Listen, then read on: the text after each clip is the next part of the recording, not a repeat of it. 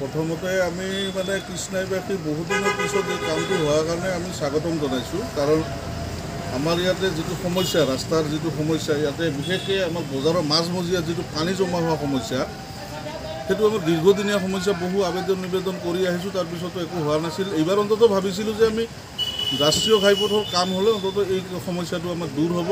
কিন্তু ৰাষ্ট্ৰীয় ঘাইপথৰ কামৰ যিটো গতি, যিটো মানদণ্ড, সেইটো কিন্তু আশ্চৰ্যজনক। একেবাৰে নিম্নমানৰ কাম তেওঁলোকে কৰি আছে। এই সম্পৰ্কে আমি বাৰে বাৰে ঠিকাদাৰ কৰ্তৃপক্ষক আবেদন জনাইছিলোঁ, তেওঁলোকৰ লগত কথাও পাতিছোঁ যে আপোনালোকে কামখিনি ভালকৈ কৰক। কিন্তু তেওঁলোকৰ যিটো মানে সঁহাৰি, সেইটো একেবাৰে বেয়া। আৰু তেওঁলোকে অতি নগণ্য মানে নিম্নমানৰ মানদণ্ডৰ কাম কৰি আছে, যাৰ ফলত আজিৰ ঘটনাটো ঘটিছে। আমি এই সম্পৰ্কে ইয়াৰ আগতো কৈছিলোঁ যে আপোনালোকে এই যে ফুটপাথবিলাক নিৰ্মাণ কৰি আছে, না ৰ'ড দিছে না কিবা দিছে, 8 mm ৰ'ড দি ইমান ডাঙৰ ডাঙৰ গেপছ দি তেওঁলোকে এইবিলাক ফুটপাথবিলাক বনাই আছে। আৰু সেইকাৰণে আজি এনেকৈ মানুহ ফুটপাথৰ গাঁতত সোমাবলগীয়া হৈছে, আহত হ'ব। গতিকে এই কথাটো আমি ঠিকাদাৰ পাৰ্টিক আমি মানে দাবী জনাইছোঁ যাতে তেওঁলোকে মানে যিটো মানদণ্ড, সেই মানদণ্ডটো বজাই ৰাখি কামখিনি আগবঢ়াই লৈ যায়।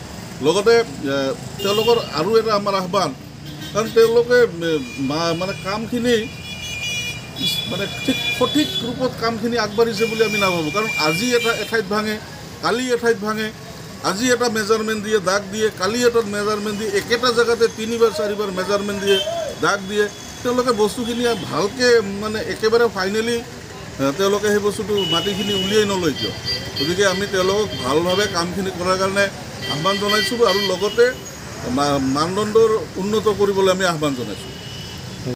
হয়, চাওক, আমি ইতিমধ্যে ৰাষ্ট্ৰীয় ঘাইপথ দেখা পালোঁ যে এটা পৰিয়াল য'ত নতুনকৈ নিৰ্মাণ কৰা ৰাষ্ট্ৰীয় ঘাইপথৰ কাষৰ যি ফুটপাথ, সেই ফুটপাথত তেওঁলোকে ভাঙি ভিতৰত সোমাই গৈছে। সঁচাকৈ নিৰ্লজ্জ ঘটনা, দুৰ্ভাগ্যজনক। কাৰণ আজি নেশ্যনেল হাইৱে অথৰিটিয়ে যি ধৰণে কাম কৰি আছে, তেওঁলোকৰ কাম যথেষ্ট অনিয়ম হোৱাৰ অভিযোগ অতীজৰে পৰা পাই আহিছোঁ আমি।